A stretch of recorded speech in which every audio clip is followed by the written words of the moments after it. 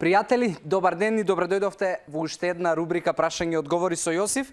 Ќе одговориме на 5 прашања денеска, кои што најголем дел се поставени на Инстаграм. Некаде 11 прашања добив изминатите 7 дена.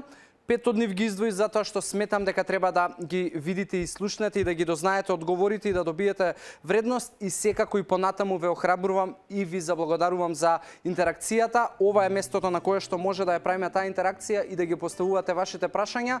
Тука си социјалните мрежи, тука си телефоните на телевизија Телма. Ни доаѓа од Кристина со точка 14 и не прашува зошто имам слушано дека не смее да се меша ориз или компир со месо или риба ако сакам да ослабнам. Кристина, ова е еден од најгласните митови поврзани со исхраната и слабењето.